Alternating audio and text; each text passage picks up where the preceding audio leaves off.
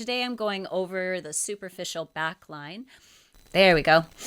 Okay, so what I'm going to just say for a couple minutes here is just this concept of the fascial system. So, if you're someone who likes to look things up, if you look up the fascial system, chances are, well, who knows what you're going to find, because there hasn't been sort of agreement on the nomenclature for what we're going to call the fascial system.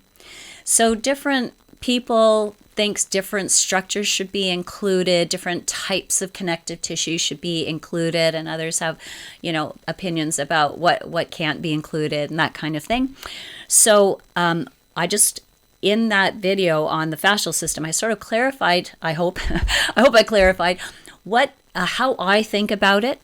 And so for the purposes of our course and our communication together, I just wanted you to understand what I was talking about, because the fascial system, it's not just fascia, okay? Because there are other structures involved that we wouldn't strictly call fascia, right? We don't want to think of all connective tissues as being fascia. They're connective tissues. Fascia is just one type. And when we look at the fascial lines, which is really kind of the different fascial lines, are the different parts of the fascial system. When we look at these lines, we're going to see, well, there's muscles included, and there's ligaments included, and tendons included. And so we want to, have room for that. We don't want to say, oh, well, we can't talk about it this way because that's not included, in what the nomenclature committee has agreed. Okay, we can make up our own concept of what it is and understand each other when we're talking about the fascial system. So that's kind of what I wanted to talk about. And, this is still a new and expanding very quickly, this field, because we didn't really study the connective tissues per se. That there was much more interest in the muscular system and the muscle cells and tissues. And then, of course, things like the organ systems and the brain and the spine and those kind of systems, even the bones. There was much more interest in that and maybe more glamour in that than in looking at the fascia and the other connective tissues, because that was sort of what they cut away to discover the other parts of our anatomy, organs and muscles and things.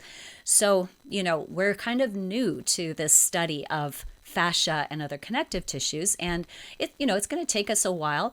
It's going to take a while for people to actually agree on what that is and what's its importance, but we know it's important, and we have learned a substantial amount about the role of connective tissues in things like proprioception and sort of this body-wide communication, proprioception, interoception. So that's why I talked about that in Module 2. So, yes, it's kind of forming the soft tissue structure of the body. It's forming those tension structures, the part of the tensegrity nature of the body, the tensegrity type of architecture that the body has. The connective tissues, the fascial system, that is sort of forming those tension structures that model. So, for all these reasons, it is important to us to understand in yoga, and we're going to kind of go through them now line by line and just look at the special characteristics of each of these lines and, what's included in the anatomy and how to work with that in yoga practice. Okay, and there's, of course, common issues that we're going to see in working with each of these lines, and it's going to help you. It's going to help you help your students. And I know that's what yoga teachers really want. They want to help their students get over some of the issues, work around the obstacles that they may have in their movement life, and, have a better movement life down the road, right? Let's improve how our knees feel. Let's improve how our feet function. Let's improve our body posture. Let's feel better in our body. And I think this is really going to help you understand ways of helping your students. So, the more we can understand about the body, the better it is. But I'm giving you an understanding of that with a system to work with. And I'm really hoping that you're going to find a great deal of success, in your own practice and then in relaying that information to your students. We want to keep it super practical. So definitely invite your questions throughout this presentation. And, I can just keep going and going. So you can feel free to stop me at any time, okay? And you can put your questions in the chat or maybe wave at the screen and Mark would see you. So yeah, either of those ways, and then we'll make sure your questions get answered, okay? Also, you can wait till the end if you want to write them down. So whatever you want to do, but just make sure you get your questions answered. Sometimes I can answer questions very quickly when I'm talking about it and gesturing with my hands better than I can like in a text message, in the course. So, do welcome those opportunities. Okay, so let's start talking about the superficial backline. Now, the nice thing about it is we can tell something about its location already just from its name, right? It's superficial, so we know it's not really deep. It's, more toward the surface of the body, and it's on the backside. So, already that is our first clue. So, we're gonna see how the superficial backline plays into how the fascial lines work for us in general, because I would say the superficial backline is one of the most important lines. But you're going to think, I'm sure, every line that we go through that like, whoa, maybe this is most important or maybe that one's most important. So you don't have to decide. They're all really important to work with, and they all contribute a great deal to our posture and our movement. And I think this will make a big difference to your students and even to you as a yoga practitioner. Okay, so what do the fascial lines just in general help us do? Well, they help us actually stabilize movement. So they help us be more in control of our movement, okay? And they help us hold postures in these efficient joint respecting positions, okay? Because we know you can hold joints in positions that aren't so good for them and they cause, kind of poor outcomes. But, there's a way to use your joints, and we know we need to use our joints, but let's use them in ways that are actually good for them and that actually help build the strength of the joint and the function of the joint. So for movement, for stability, this is what we're working on. Okay, so working with the fascial lines also helps us systematically apply the order of progression. So remember, order of progression is when we work with stability, strength, and then mobility. So this is just the sure way to get a good outcome. Work on stability first, then strength, then mobility. Okay, and when you work on stability first, you're tapping into the fascial line structure. That's why we use organization and activation. That's what we're doing to turn on these fascial lines and make use of them to stabilize the joints and then create nicely controlled dynamic movement as well. Okay, so the things, we rendered this down to very simple shorthand, like the foot to core connection. We could call that an activation, hand to core activation, body as one piece activation. So these are they all work. Again, you can use those activations without knowing that it's the fascial lines that you're working with. But I think the magic really happens when you make that connection and you feel it in your body. These are the fascial lines. Okay, so activating the fascial lines is not just about stability, strength, and mobility, but it's very much about proprioception. Because when we intentionally tap into these fascial lines, so that means we're tensioning them, our proprioceptors within that tissue, and there's a lot of them, they become more sensitive. So that means you're going to be able to coordinate your movements better. You're able to stabilize your joints better. You're able to get into those optimal joint positions. You're going to know exactly where you are in space because your proprioceptors are more sensitive. And this again it's a learning process for your proprioceptors. Okay, it's not just that one time and that's it. Your proprioceptors also learn because they're part of the nervous system. All parts of the nervous system learn. Okay, so activating the fascial lines helps the nervous system learn. Also, so that will help you with your joint control, your movement habits, just your movement awareness, body awareness, all of that. And that's going to prevent injury. It's going to help build healthier tissues, and it's going to ensure those long-term results for your students. Okay, so that's why it's worth it. That's why it's good to know about it. And again, I if you got to the end of Module 1 and you just took the concepts of Module 1 into your practice and teaching, you would be bringing a huge benefit to your students. If you then layer it with Module 2 and deepen your understanding about the tissues you're actually working with, again, that's another layer that you're bringing to your students. And now this final module is going to kind of pull everything together and show you that really it's the fascial lines that are doing all of this for us. And us understanding how to tap into that it's huge. All right, so let's go on to, oh, this doesn't want to let me advance the slide. Okay, so let's look at the primary function of the superficial backline. Okay, so it supports us from the posterior aspect of the body, right? Because it's on the back side. So I don't want to make it sound like the superficial backline does this all by itself, because it has to balance with the superficial front line. So we'll talk about that next call. But the superficial backline is kind of the thing that's holding us upright.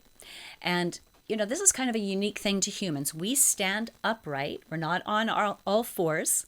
We're bipedal, right? So we're on our feet and we're standing upright with the head over the body, not the head hanging forward, right? So that already makes us kind of unique creatures. Even other primates don't do that. And then, they may do it for a minute, but they don't live their life like that. And then the other thing that we do that's unique to us is this walking with long strides. So we're not meant to take short little steps. We're meant to walk with long strides. That actually really helps our hip function. So many things, actually, even our digestion and spine maintenance and all of that is affected by how we're walking. So walking with long strides is really important. It has a lot to do with what's happening at the feet. Our feet becoming rigid levers and then being able to act as springs. So they're sort of like a springboard, in that sometimes the springboard's really stiff and sometimes it's springy, right? So, all of that contributes to how the rest of our body functions, taking long strides. So this is why I always spend some time looking at our walking mechanics if I do in-person workshops, because people learn a lot about how they walk. They learn, might have one side dominance, or say if the only time you walk is with a dog, well, then you're stopping and starting all the time, right? You're not really getting a rhythmic, long-strided walking happening. And that is actually really, really important to us, to our longevity, our movement longevity. So just important to be aware of that. And so the superficial backline is helping us stand upright, and it's helping us move forward this walking action with long strides. It's participating in that. Sort of what I say in the lessons is it's motivating us forward. It actually helps us channel our energy forward. And again, like, to know that that's an important function of our body, it kind of gives us incentive to preserve that, right? And to actually work on that. Because, if we didn't have an appreciation for it, you just don't think to actually spend any time on it. And I think, that's absolutely essential to living, having a healthy movement life in your body, as we would say, a health span that's long, rather than a lifespan. We can be alive and not very functional. And that's a shame. If we can prevent that, let's do that. So in order to perform the functions, which is standing upright and walking, this line has some very particular characteristics that we need to appreciate. And we don't want to mess with that. So we're going to look at that pretty specifically. And then when we work with the superficial backline, we're going to get better movement mechanics. Again, this is a really important line for your regular movement mechanics, because standing up and walking is, what we do. We're going to have better upright posture. This is a really essential line to upright posture, and a better outlook in life, because if we prevent the body from collapsing forward, we're going to actually have a better mental perspective. Okay, so the superficial backline is a tissue structure. There's a number of tissues and types of tissue that are involved. It's not like an energy structure. So it's, and I wouldn't say like a meridian in Chinese medicine. Those are actually like channels through the tissue. They're actually structural. They're actual tissue structures too, but they're very subtle. So I want to say that these fascial lines that we're talking about, superficial backline, it is a tissue structure, but it also carries energy and information. And not just via the nervous system, via the mechanotransduction. Remember, we talked about that too, mechanotransduction and piezoelectric effect. So, this energy and information that the lines carry, that is a big part of the benefit of working with these lines. Okay, so let's look at some of the special characteristics of working with these lines. I guess you're going to have to advance the slides for me. It doesn't want to. Okay. Or should I use the arrows? You could, yeah. Okay. Okay, so our superficial backline here is pictured here, and this is our metaphorical backbone. So we kind of came up with shorthand names for these lines because superficial backline is kind of a long mouthful. So we kind of call it the metaphorical backbone. So the body's backbone. And what would you want from your body's backbone, right? You need it to be strong and stable. Okay, because it holds you upright. It has a lot of endurance fibers. So all the way down, all of these muscles have a lot of endurance fibers. Endurance fibers are they're kind of the red fibers of the muscle tissues. So when I'm talking about their endurance fibers, I'm talking about muscle fibers, not connective tissue fibers. All connective tissue fibers have a lot of endurance, but I'm talking about muscle here. So the muscles that we'll look at, they tend to have a lot of endurance. We have other muscles that are like these muscles here. Endurance muscles are more postural, so that makes sense, right? Whereas we have other muscles that are phasic, and those are more glycolytic. So they use a different energy. Endurance fibers are more like aerobic fibers, just an energy system that's preferred by those fibers. And then the glycolytic use a different energy pathway, mostly from carbohydrates, and they're kind of fast twitch. They turn off and on again. They have a lot of strength, but short duration. So this line that we're talking about has mostly those strong, steady, slow, sustainable muscle fibers. That's kind of what they're mostly made of. You can train them to be other than that, but this is how they naturally are. Okay, so from its location on the back body, the superficial backline is going to facilitate movement on the sagittal plane. So it helps with movement on the sagittal plane. And the sagittal plane is this plane right here. So when you swing your arms, you're moving on the sagittal plane. When you walk, hopefully, you're walking on the sagittal plane. When you do things like sun salutations, those are all happening on the sagittal plane for the most part. Unless you do some side bending or twisting, then you're changing the plane. But, folding forward, standing up, half lift, chaturanga, all of that's happening on the sagittal plane. It's this plane right here. Okay, and walking, forward bends, sun salutations. Now, it's sort of facilitating that movement, so it helps with that movement, but it also stabilizes. Now, what does it preferentially stabilize? It's going to stabilize in single leg standing balances. So we're going to look at some images, and maybe you're going to try it in your body. If you're standing on a single leg, it's going to help you a lot to feel your back body, and there's different ways that we can help our body feel that, and that is really helpful in single leg standing balancing. And then it also helps stabilize you in things like half moon full moon pose, and then half moon pose, or these side bending postures, where if you press yourself into your back body, you have a lot more stability. So it really helps you stabilize side movement. So that's movement on this plane, that's the frontal plane, or stabilizes on the frontal plane and facilitates movement on the sagittal plane. Okay, now you don't have to care about that, but if you understand that, then perhaps that'll be interesting to you. Okay, so this is a full body line, and it's continuous from the soles of the feet all the way up to the forehead. Okay, now it does unhook right here. So when you see on this image, you've got the hamstrings, you've got one couple on the inside and a couple on the outside. And this is your superficial calf muscle, this one right under the skin. So the lower muscles, they come up and they grab onto the femur bone up here. And then the hamstrings cross over the heads of your gastrocnemius here and connect lower down on the tibia and the fibula on the outside. So they kind of cross over each other. That might look best for you. It's sort of this kind of thing. So they hook onto each other, and they do form like a continuity, but you can also bend the knee, and then they sort of unhook from each other.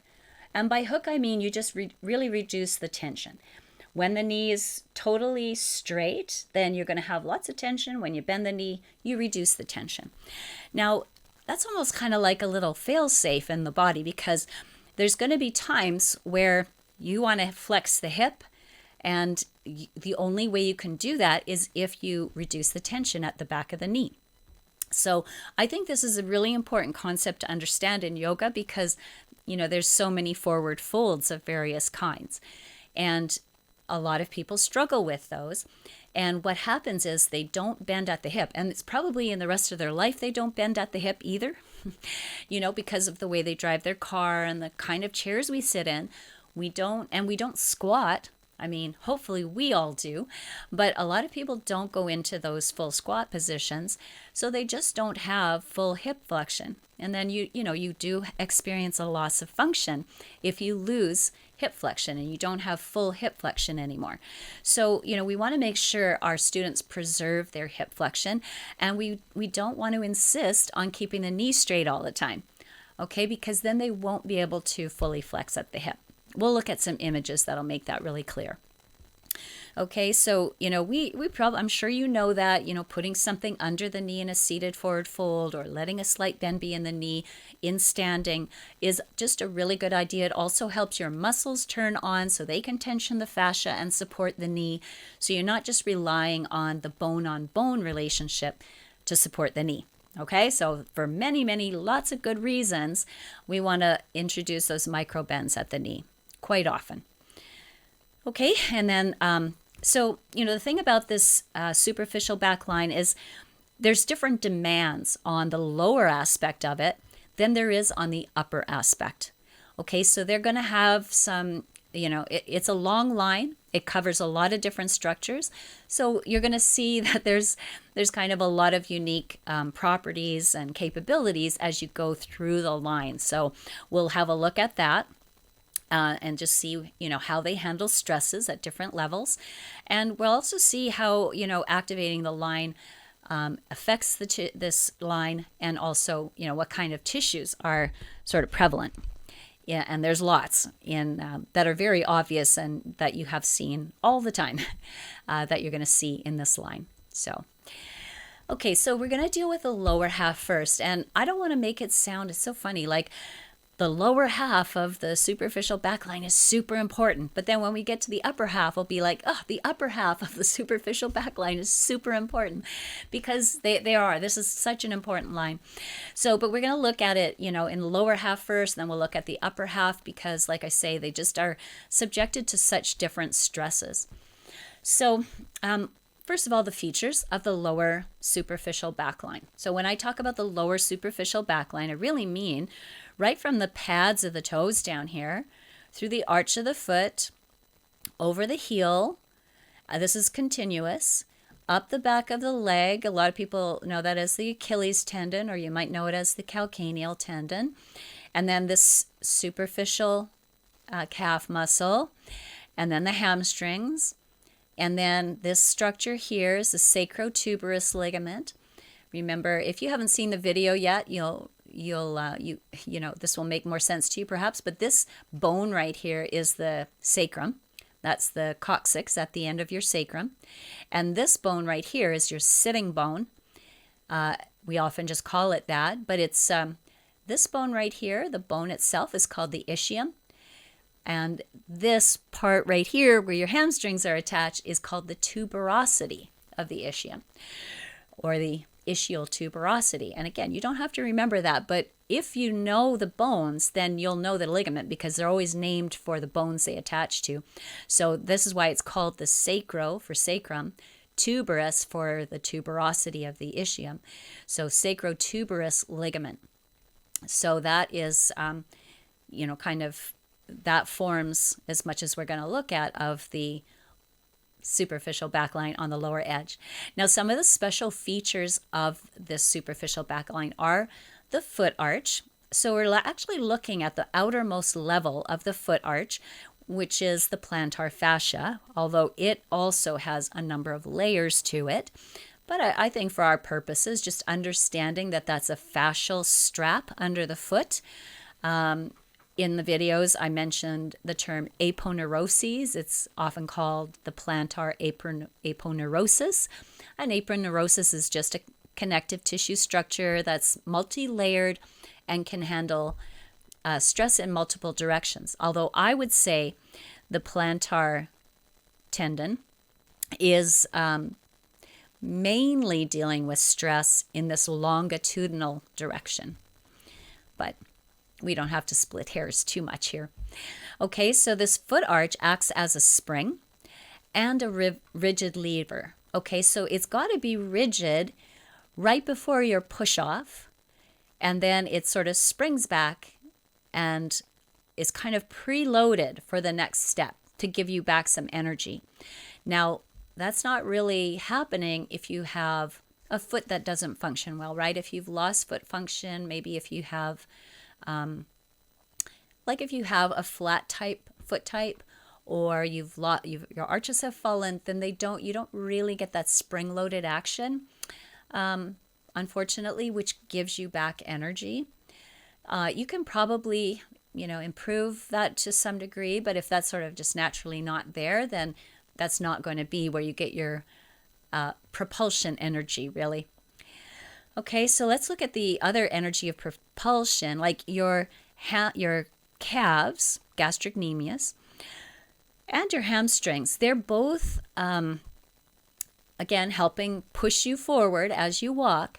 But as you push off the foot, you're going to get these muscles, the gastrocnemius muscles, are going to help propel you forward, as do your hamstrings.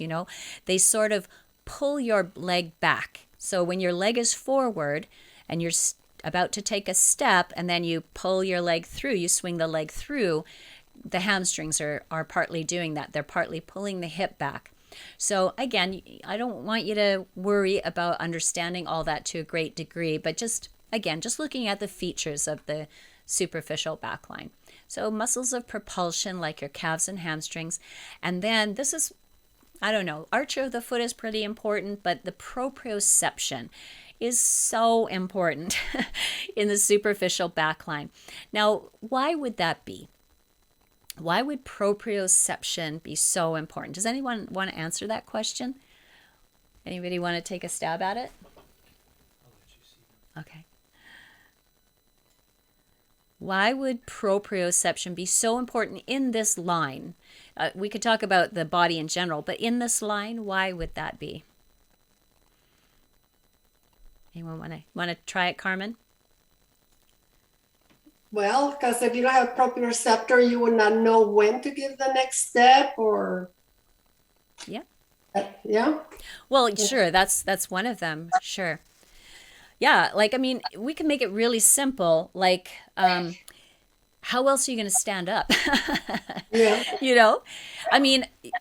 Okay, it'd be like doing, if you didn't have good proprioception in your feet, calf, hamstrings, what if you had as good proprioception there as you have in your hands and arms and shoulders? Would you be able to stand around for hours on your hands and arms and shoulders? Of course, that has to do with strength too, but most of us, there's no way we have enough proprioception to be able to pull that off, right? So, just standing upright and let alone moving around in your environment requires a great deal of information. And the information is coming from those proprioceptors. Okay? So you're right, Carmen. Yeah, to just be able to walk. Walking is a complex movement. If we render it down to everything that's got to happen so that you can walk. Anybody who's lost their ability to walk understands that. Anybody who's like had an injury and had to learn how to walk again understands that. So, we take it for granted because we learned when we were, 1 year old.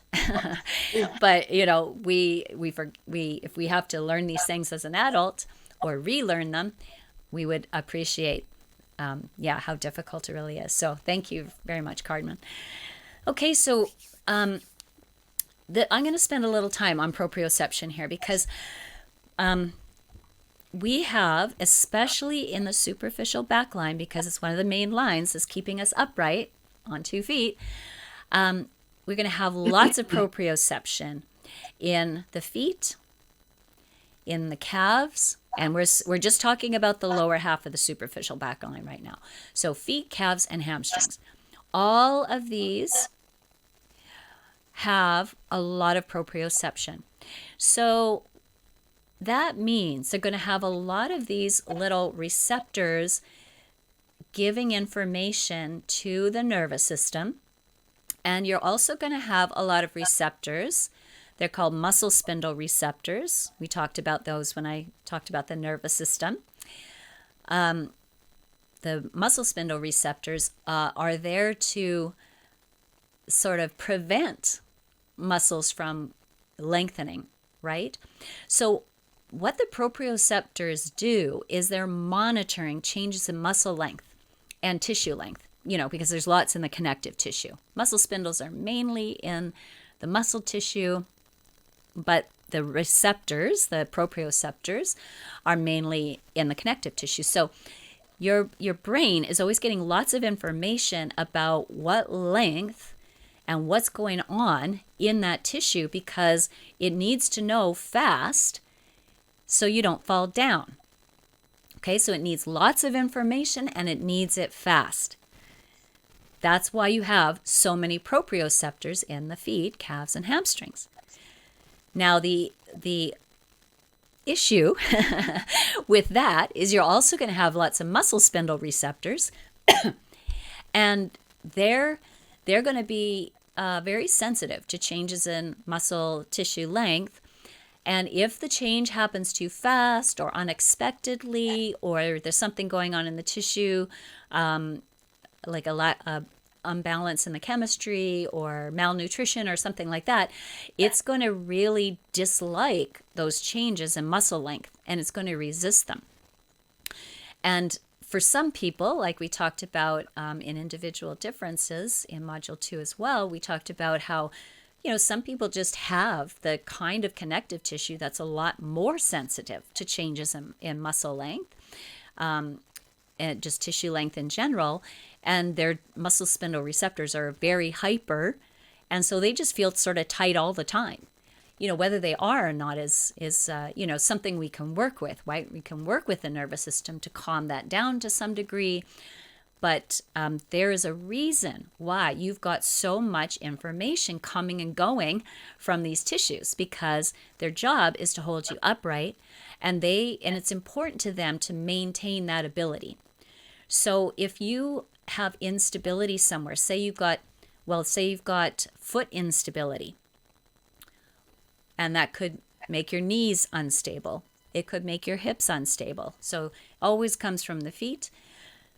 But if you've got instability going on, then you're going to have proprioceptors that are hypersensitive, and that is going to restrict your movement, especially your muscle receptors, your muscle spindle receptors. They're going to, movement will be more restricted because they're trying to stay in control of an unstable situation. I hope that makes sense. So, proprioception, this area is very important. And that's kind of what I try to do in my classes. This is what I say when I'm priming the fascia. This is why I say we should activate the fascial lines, because what we do when we're doing that is give the nervous system more information about the feet and the calves and the knees and the hips and all of that. The more information the nervous system has, the better it feels like it's in control, and it's willing to kind of work with you to go into the positions you're asking it for. It's not going to give you so much resistance. It's not going to say no. You'll be able to work with it because it feels like it's participating. You're not saying, no, you have to let go. No, you have to let go. You have to let go. The nervous system doesn't want to let go a lot of the time until it's ready. So priming the fascia, activating your fascia, gives the nervous system more information. Nervous system can calm down. You're actually going to feel more in control of your movements and your balancing. And then things start to sort of, I guess, loosen up is how it feels. Things are just not so hyper and restricted. So that's why it's important to understand this, because a lot of times what we're doing in our yoga practice is we're trying to push, the hamstrings to be longer, or trying to make the calves longer. If we instead understood why they have so much resistance and the importance of that, because it has to do with how they function and what they're trying to do for us, then we don't get in a tug of war with them. And instead, we can work with some of the things I'll suggest later on when you see some of the images I'm going to show you. We can work with the nervous system, which is really what we need to do. We work with the nervous system so that we just feel like there's like a good exchange of information happening. The nervous system doesn't have to be so nervous, and we're actually able to move through postures without so much resistance. Okay, so hopefully as I show you some images and stuff, it will help you understand that. But proprioception is just very important aspect of the superficial line, one of the really special features of this line. Okay, go ahead, Carmen. Is that on? Let me see. Can you hear me? I sure can. So I just had like an aha moment. When we do once, standing on our leg, and sometimes we stand on a block. Yeah. We have more control because we're connecting with our proprioceptors a little bit more directly with our nervous system. Is that correct? If it's a wooden block. Yeah. A wooden block. Okay. So standing on yoga mats, because they're a little bit spongy, now there's just so many different types now. But this is such a good, thank you so much for asking this. So if you're standing on a sort of spongy surface, a surface that has a little bit of give to it,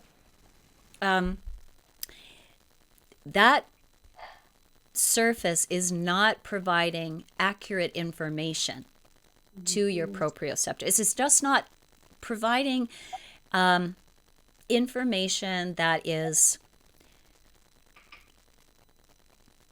well, I don't know, it sounds kind of dumb to say that it's solid. Whereas if you're standing on a wooden block, say I have a class set of blocks, but they're kind of spongy. And if you stand on a spongy block, you don't get the same kind of feedback as you do if you stand on a wooden block. So what I often do for anyone, and sometimes depends on the posture, because if we're working with a really tricky balancing posture, I'll recommend everybody stand on the floor. It doesn't really work if you go stand on the carpet.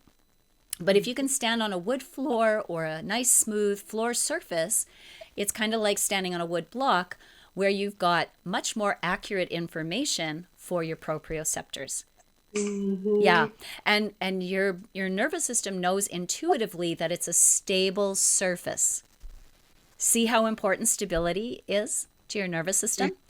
Your foot, you'll notice that when you're standing on a spongy yoga mat, I don't know, has anyone ever tried to do yoga on like a Pilates mat or anything like that? Or say do yoga on a carpeted floor when you put your mat on top of the carpet? I mean, now you've got a real challenge for balancing. I mean, so, I'm not saying there's anything wrong with that, because at some point you may want that challenge. But when you're trying to learn a balancing skill, remember, we don't want to overwhelm the body with a proprioceptive challenge. We want to give really accurate, solid information. And you want your body to know it's on a stable surface. And that is, if you were doing foot rehab, that's what they should do first thing. You don't introduce wobble boards and things like that until way later on. You want to work with stable surfaces first. So you could stand on a block, or you could stand on a bare floor. That would be great too. Yeah, and it's because you're providing better information for your proprioceptors, and your nervous system can deal with that, and it doesn't need to jump around. A good thing to know is, when you're trying to do a single leg standing balance or something like that, and it's like your body's jumping around a bit, your feet are jumping around a little bit, you can feel your feet are super active, and the ankles want to wobble and different things like that. Has anyone noticed that before? Yeah. Well, that movement, all of those little micro movements, is your nervous system trying to get more information. It's not really the other way around, where you're losing your balance, so you're wobbling all over the place. Your body's actually trying to get more information, so it's wobbling all over the place. So if you give it a more stable surface, it won't need to do that to the same degree. So this is why I like to talk about proprioception, because information is so important to the nervous system, and the nervous system can shut everything down if it doesn't feel it has the information it needs. Does that make sense? Yes. Thank you. Awesome. Donna in the chat said, so different, doing yoga postures in your running shoes is a lot more work to activate the foot to core. All right, so Donna is saying, if you're doing yoga in your running shoes, it's a lot more work to activate the foot to the core. And I would say As definitely. Yeah, that's an example. I'm gonna talk extensively about shoes. I always do. It's like one of my pet peeves, so you're gonna hear about it. So that's coming right up. All right, so I won't say any more about that right now. We'll go there in a moment. Okay, let's go. Let's go on to talk about issues associated. Now, whoa, spoiler. Okay, so let's talk about common issues, because there's a lot of common issues with the lower superficial backline. And you're all familiar with these things like fallen arches. Like a fallen arch is when you start off your life with an arch, not as an infant, but as soon as you start walking and your feet are maturing, and you should have I shouldn't say should. Most people have arches. Okay, it's good to have an arch because it acts as a spring, and it helps propel you forward. Okay, but if you at some time in your life you lose your foot arch, and we'll look at some of the reasons why that might happen with the next slide, but if you start off with an arch and you lose it, it's going to really cause a lot of disruption throughout the rest of your body, because everything is connected to everything. And when you lose that spring at the foot, it's going to change a lot of the things. You can't dissipate impact forces nearly as well. And so it's gonna change your center of gravity slightly. So there's a lot of things that happen from foot to crown of the head that happen when you lose your foot arches. So we'll talk about that, how to prevent that. Well, depends on if it's not too late already, but it is preventable in general, usually. Okay, loss of proprioception. Okay, so again, if you lose the proprioceptors, it's going to cause the rest of the body to respond. You probably will be fearful. Okay, you'll have a fear of falling. A lot of elder people have that. You'll have fear of like stepping down off of a curb, say, or perhaps climbing stairs and going up and down stairs. You'll end up taking, what happens is you take shorter strides. You're not willing to walk and swing your arms and take long strides. Losing proprioception will make you fearful of that type of dynamic movement, and you'll start to really restrict your strides and take shorter steps, and that is going to impact hip function and pelvic function. So yeah, there's a definite cost there. Plantar fasciitis is also very common issue. I'll show you here. I was trying to get a little circle like this down here, but it was just arguing with me, so I left it. But right about at this level here, which is sort of in front of the heel, this is the sole of the foot. This part where it looks like, it's all one piece, but it sort of looks like where the plantar fascia is sort of tacked on to the heel bone. This is about where you would feel pain if you have plantar fasciitis. It's a chronic issue in a lot of people, which means it's kind of always there, but then it has flare-ups now and then. And for some people, it can be pretty bad. It can really advance to the point where, you would get heel spurs and some tearing and stuff like that. It's kind of a chronic inflammatory response in a lot of people. But again, there's things that can be done for it. Like again, especially if it's in its chronic stage. There's lots you can do. When it's inflamed, there's only so much you can do. Loss of ankle range of motion. So this is, again, something, feet already get neglected to a great degree, but I think maybe ankles are even worse. So a lot of people do not realize they've lost a lot of ankle range of motion, and this really impacts your knee. Yeah, really the whole body, but your knee is going to suffer if you lose ankle range of motion. And it really impairs your ability to get up and down off the floor and various, things that, you think you could take for granted. But if you lose ankle range of motion, and we would see that's quite obvious in things like downward facing dog, if somebody can't get their heels anywhere close to being on the mat, they've definitely lost some range of motion. Unless there's something is really wrong, I don't want to say wrong. It's not a matter of right or wrong, but, if there's some kind of bony anomaly or something, everybody's got, arches and full ankle range of motion, ankle, knee, hip range of motion. We tend to lose it just depending on how we use the body over time. There's that use it or lose it rule again. It's always there. We have a great opportunity to restore ankle range of motion. It's not easy, but, if it's something we always work on, we don't have to lose it. The other thing you'll have, and again, this is because you have so many muscle spindle receptors. I hope, if you're not sure what those are, I talk about it in the lessons in the nervous system lessons in Module 2, and again in the coaching call, so you get lots of more reinforcement about that. So the muscle spindles are going to prevent lengthening. They cause a contraction that you cannot overcome. It's not necessarily a spasm, but it's just a hard no. It's a hard stop in the body. Now, you could have a lot of trigger points, even in the sole of the foot, but also very common in the calf muscles and the hamstrings too. And that's especially if these muscles are dealing with instability and they have to be sort of turned on all the time. So that's a potential issue.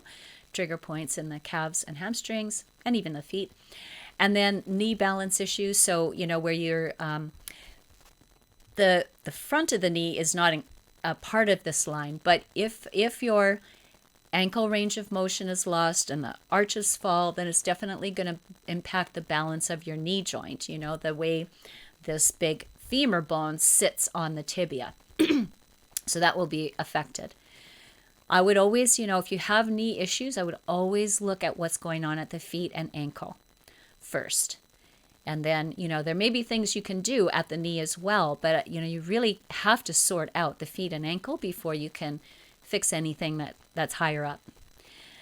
Okay, and then loss of hip range. So I already mentioned, loss of hip range of motion is a loss in the body.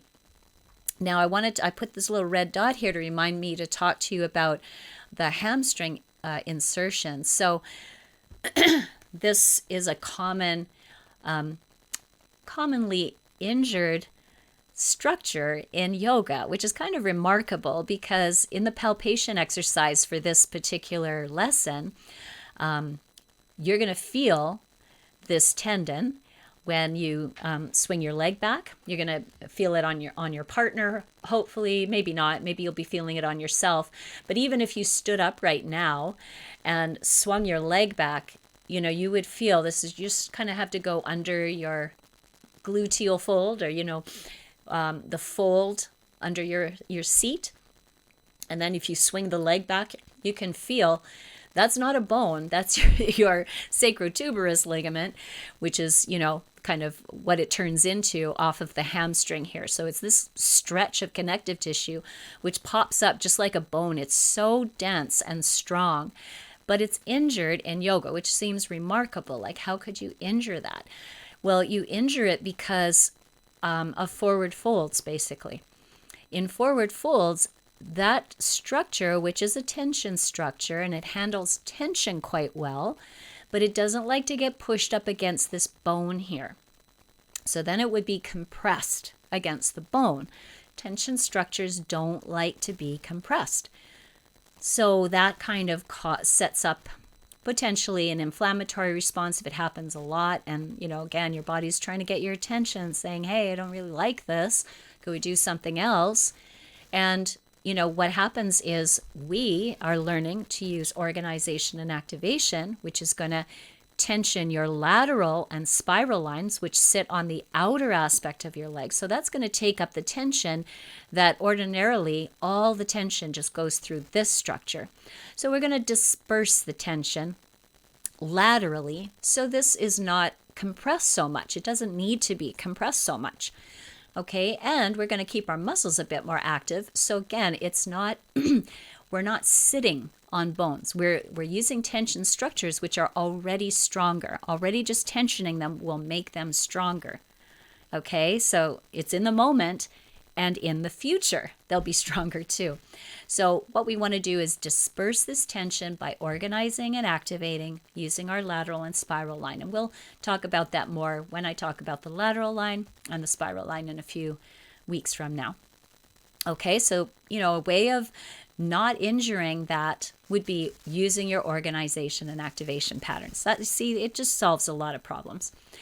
Okay, so those are the main issues. I could probably come up with a few more, but I don't want to sort of dwell on all the issues. I want to talk more about, how do we improve the function of this line?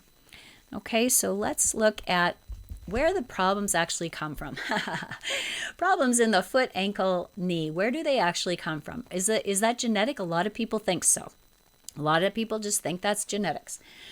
But it's not. And some people say, oh, I wrecked my body playing sports. Well, I suppose that's possible if you're playing some kind of contact sport and you're getting hit a lot, something like that. Getting crushed or running into boards and things like that. You could definitely be left with some long-term issues from that. But remember that our body, our joints and our tissues need movement.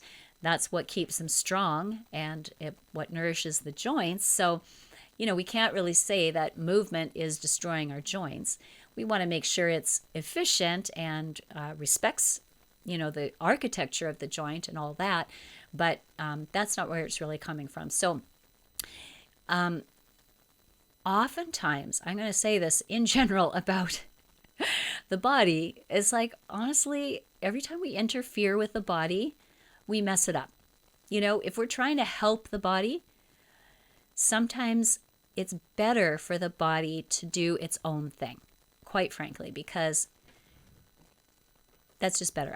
We are a natural biological entity with spiritual energy running through our tissues and systems. And believe me, humans are just not smart enough to come up with things that really help all that much. So I can't say that about, every single aid or what have you out there. But when we look at the feet and how with things they're subjected to and how it wrecks the feet, it's just really important to be aware of. Feet cause a lot of issues later, and I don't know, it seems like they can be neglected until they're in pain or some kind of real, they're having real problems. And then, we've got a lot to deal with. It's not easy to change dysfunction at the feet once it's really set in. Okay, so let's just look at some of the things. Now, I would say walking with your feet turned out is one of the most common things that you see, and it's a disaster for your feet, ankles, knees, and all the way up. Walking with your feet turned out. I've got some pictures of just bare feet in the next slide, so we'll look at that a little bit more closely. But the other thing is wearing shoes with heels. Heels that lift, you don't even need super high heels, just even heels that lift your heel away from the ground, especially, and then inclining your forefoot forward. That already is going to probably cause a loss of ankle range of motion when your heel's not coming all the way down. So what's happening? What's happening when we walk with our feet turned out and when we're wearing shoes with heels? Also, like the higher the heel, the more it's going to make you walk with your feet turned out. Okay? So what happens is, I would say the first thing that happens is your foot arch drops and you get more of a bend in the base of the great toe. Because now, instead of turning your toe forward and having the bend at a more neutral angle, now the bend is going to come across this angle. I'll show you in a picture. So you're stressing this joint right here. The arch is dropping, and that makes the ankle roll inward. So you're changing the mechanics of your toes, your arch, and your ankle. And of course, your knee is above that. So that will eventually be affected. I know families who they all, like generations of that family, say, oh, we all have bad knees. So they literally, they thought it was a good idea. I mean, I never said anything about this, but I just watched it evolve.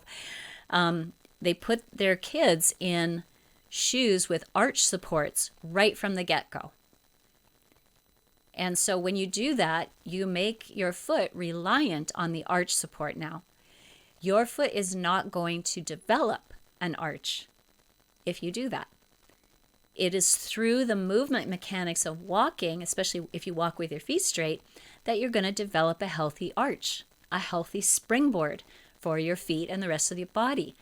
And if you wear, especially little kids, put little kids in shoes with arch supports, they don't have that opportunity unless they, wear them for a very short period of time and then they're barefoot the rest of the time or what have you. Of course, barefoot is always better than wearing any kind of footwear, but minimal footwear is the best. And then, you want to limit your time spent in especially confining footwear with heels, especially.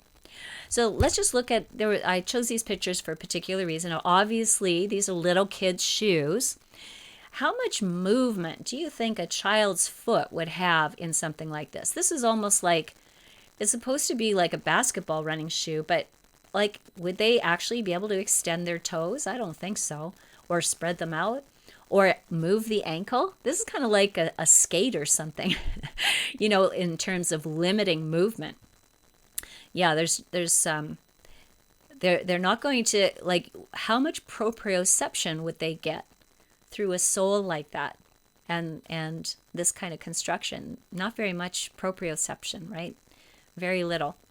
Same thing here. It's very, very similar, and now you've got wheelies on that, so that changes the foot mechanics significantly. Oftentimes, I've seen these shoes, they only have the wheelies on one, so you sort of pedal with your other foot. But I mean, that drastically changes your walking mechanics if you wear that a lot, right? The things that you do a lot are what really change the body and have a major effect. If you only wear shoes like this, like just on special occasions, out for lunch with the family or something, fine. But if this is what you wear every day, that's going to have an effect on your foot function. This will have an effect on your foot function. And then, you grow up and then you go into, like, I was reading some statistics on how many women wear heels. And a lot of employers, even still in 2021, are insisting that the female employees wear shoes with a 2 to 4 inch heel. And, I don't know. I'd be serving a notice of liability. Just kidding. But I'm just saying, like, the higher the heel, the more you're going to walk with your feet turned out, the more that's going to impact the great toe. Great toe has a huge relationship with the pelvic floor and pelvic floor function. So, this is no small thing that we're talking about here. This is also really rough on the ankle, proprioceptors. I would imagine these have pointy toes. Even men's shoes have pointy toes. So this really confines the toes. Like, what chance do your toes have for proper function in a shoe like this? Pretty much none.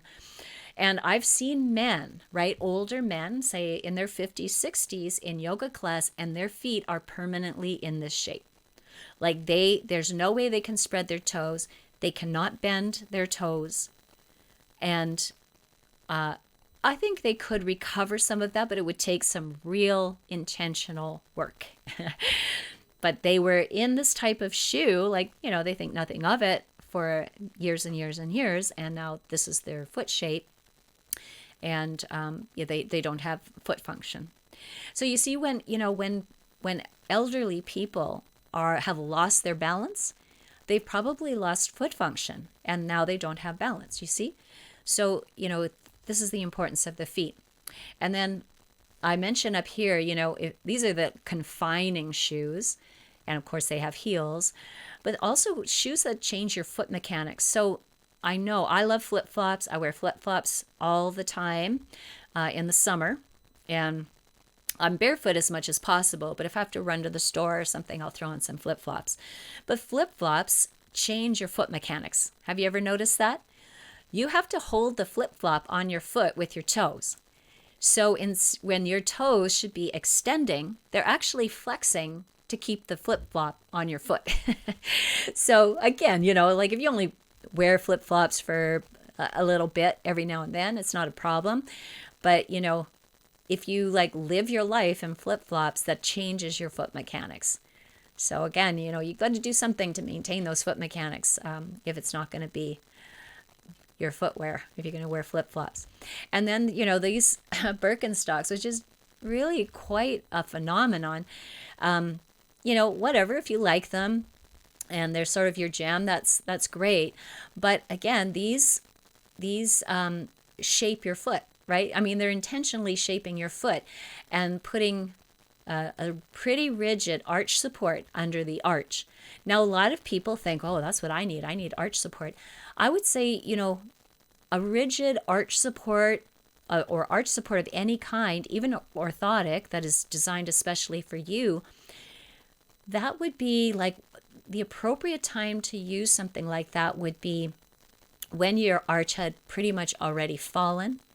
And say if you're a speaker or something in your job and you have to stand up in front of a bunch of people for hours at a time, you might want arch support if your feet are not super healthy and so I don't think that would bother me at all to be in bare feet and presenting all day. But for some people, especially if you're wearing shoes like this or like this and you're up presenting, maybe you're going to need a little bit of arch support every now and then. But the most important thing is to do the foot function, exercises and the things that are going to improve your foot. Relying on an artificial arch support when you still have a chance of developing your arch and maintaining it and improving how it functions, that's a missed opportunity. And once you really lose your foot function, you're limited. Then it really changes your life. There's a lot of these shoes around now. These spongy, super soft soled shoes. So Carmen was mentioning, if this guy was standing on the road, he'd be getting really good proprioceptive information. But he's got this spongy shoe, this marshmallow shoe on, and, his nervous system does not have the same kind of information. I found it really interesting. I'm a big fan of Dr. Emily Splickle, who is a podiatrist and surgeon. She talks about how wearing these kind of things, which are supposed to they're supposed to reduce impact forces. They actually make it quite a bit worse. The impact forces stay right here instead of being transmitted and diffused throughout the whole body system, where that information, it's actually a kind of vibration, is really important for tissue and bone maintenance. So you actually want impact forces coming up through the body. You can't handle it if you're not used to it. Like this guy can't go who knows what he does regularly. But if this is the kind of shoe you wear all the time, you can't go immediately to a minimal shoe because your foot would not be strong enough for that. Hey, that's amazing, isn't it? You think, your feet, don't change that much over time, but they really do. And it takes a while, like, to get used to not having arch support, not having a bunch of heel padding, actually having to regain your ankle range of motion. So, again, I'm going into this for such a long time because the feet are so important and it's a major part of the superficial backline. Even when you lose your ankle range of motion, it changes how tension is moved from the heel up the calf. So you kind of lose the joint centration, the ankle balance. So that can change how impact forces are moving through the tissue. And again, a healthy foot with a good range of motion at the ankle and all of that is going to transmit forces much more efficiently and in a way that helps build a stronger body. So again, this is an example of where we're sort of interfering with our nature, right? With nature. And instead of helping the body interact with nature, like if you're going to walk on rough surfaces or walk or run on rough surfaces, you might want some protection for the sole of the feet, but you don't want a whole bunch of marshmallow padding. And I know, a lot of people like the look of these shoes. Sure, wear them. Just know that you have to do something to preserve your foot function if you're going to put your feet in this kind of situation. Okay, and here we have the ever popular old man shoe.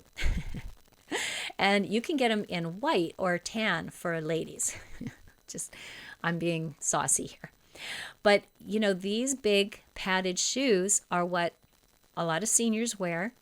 And I honestly, when I was looking for images, I saw even worse, but I needed a nice clean image.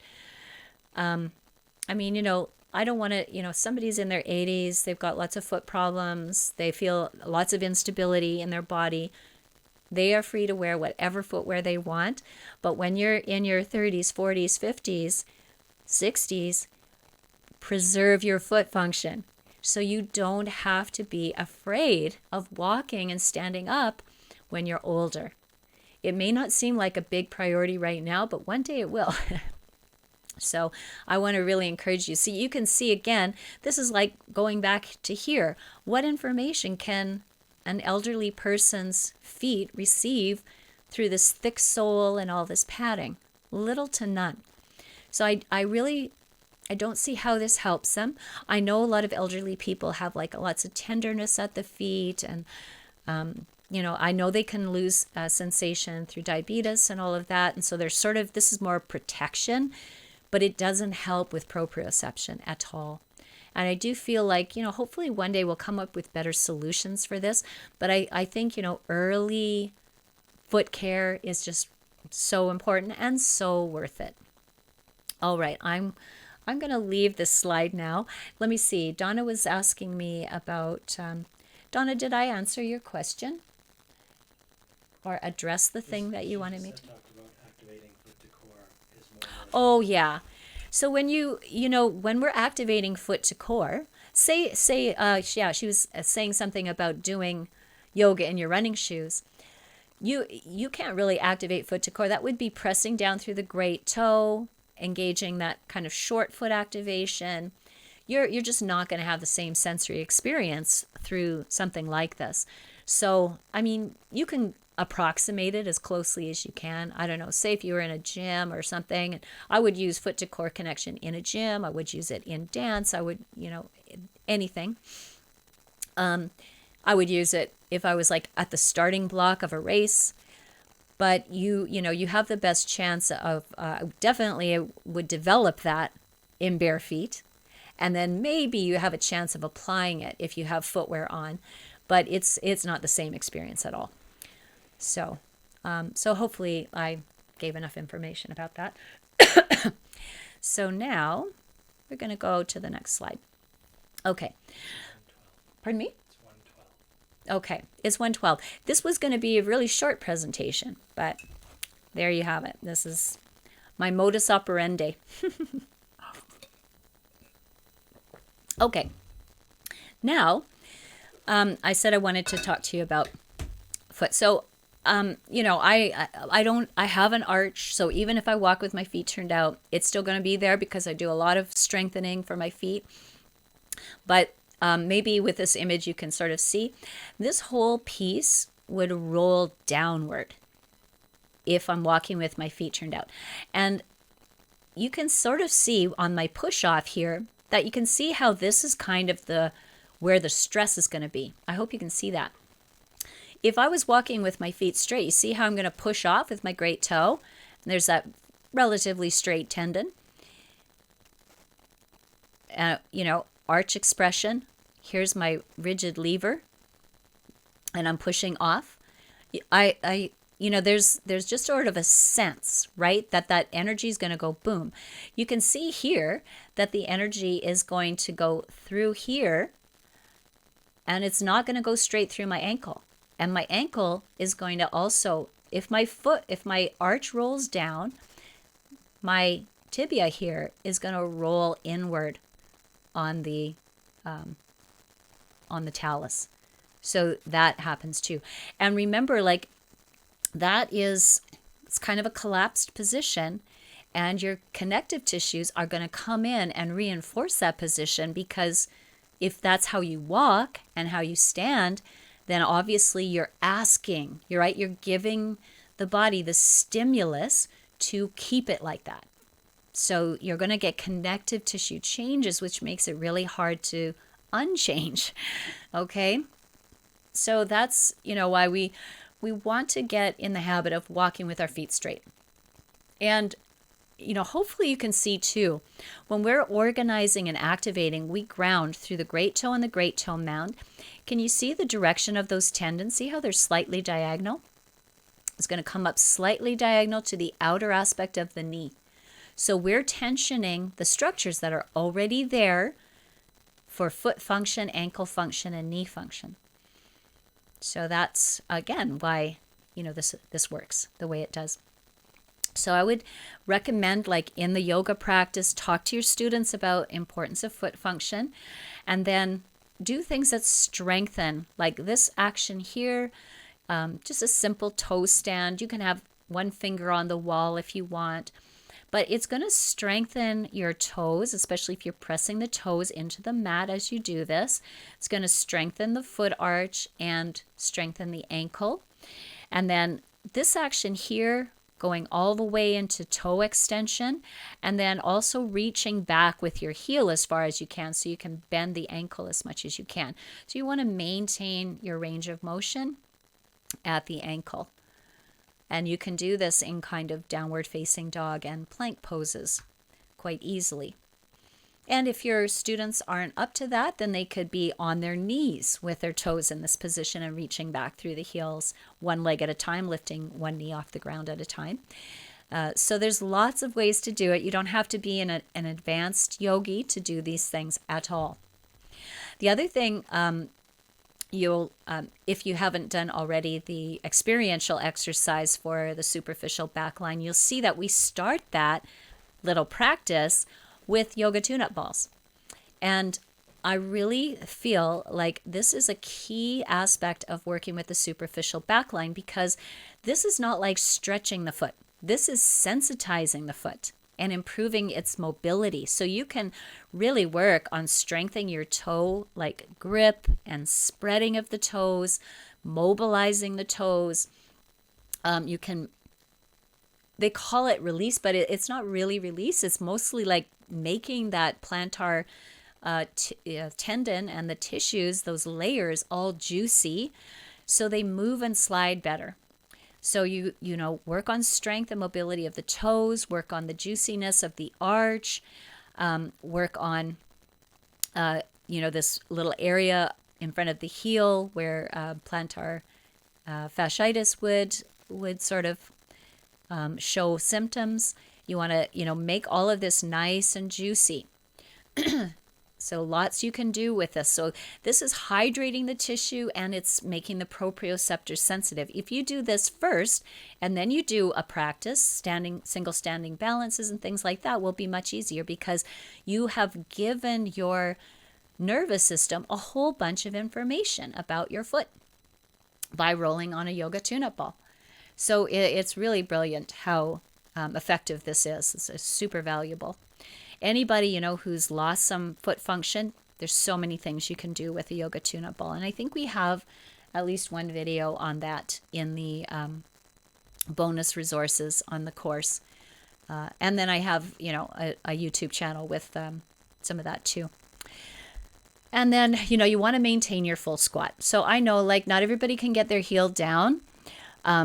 Originally, you would. If you look at a little child getting up and down off the ground, they've got full ankle range of motion, but we do lose it. We lose it from wearing shoes, and we lose it from just not using it.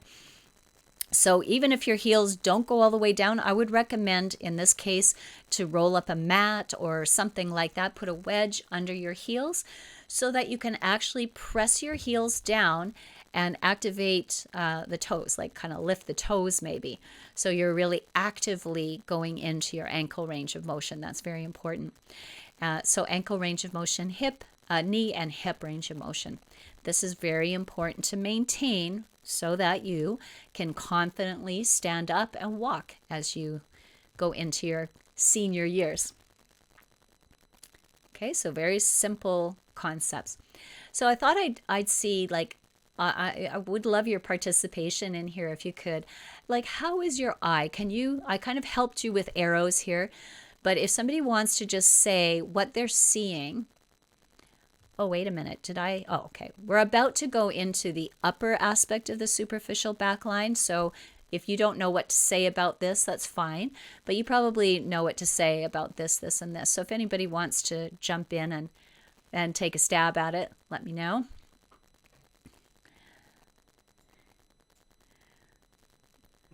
Not everyone at once.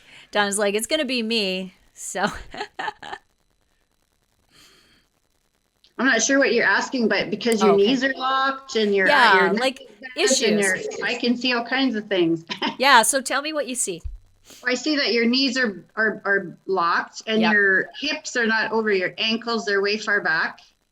Well, I don't know how to say it. I could just see it. Yeah, that's fine. That's fine. What's going on down here? What's going on down there is it looks like your ankles are not right because of your knees being locked. It's I'm not using as much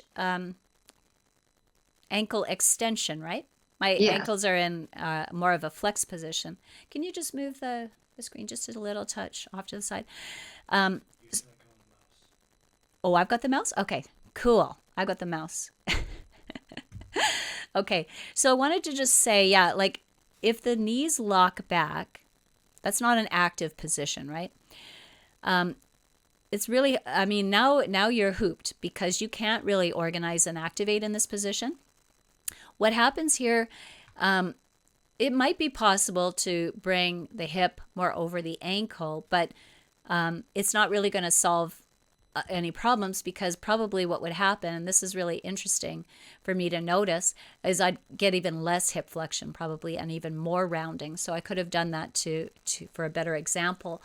But, you're, again, see, this is part of why you're losing ankle range of motion here because your knees are locking. So when people lock their knees back, their ankle goes into this sort of backward tilt position. You can see there's a little bit more. See where the shin is relative to the top of the foot? Because I just put a micro bend at the knee and already that changed. So if your knees are locking, likely you're not going to get full hip flexion. Can you see how my tail is sort of pointing down there?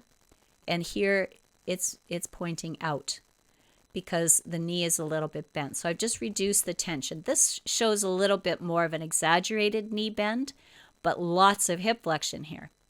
So again, if you have students who have lower back issues, this position is way better for them because they're going to be able to flex at the hip without stressing the back of the sacrum and the low spine. it creates a lot of ease through here. So, is the purpose of the superficial backline to be as long as possible? No, right? Because if it was, it wouldn't be able to hold us upright. So we need we need strong, snappy fibers in our calves and hamstrings. But we want hip flexion. So the way we preserve hip flexion is we let the knees bend when they need to. So the hip can really fully flex. That's a really important functional capacity that we want to maintain. I think this idea of making the knees as straight as possible just became a goal, but we're not sure why that goal is. Like, is it just about a shape, or does that improve function of the body somehow? And I think we're enough decades through the practice to know that it doesn't improve function, and it can actually cause instability and sacroiliac issues and low back issues, never mind losing ankle range of motion. So there's a lot of problems that can come from that. Also, you can see that we're going to talk about the upper part of the superficial backline, but this is a problem. This crunching of the suboccipitals, I'll talk about that in a moment.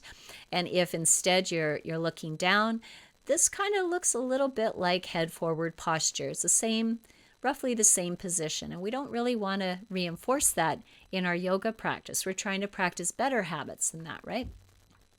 So here's a solution: bend the knees. Like, I've worked with so many students that have low back issues, and letting them know that they can bend the knee this much and they're still doing yoga is just like a huge thing for them.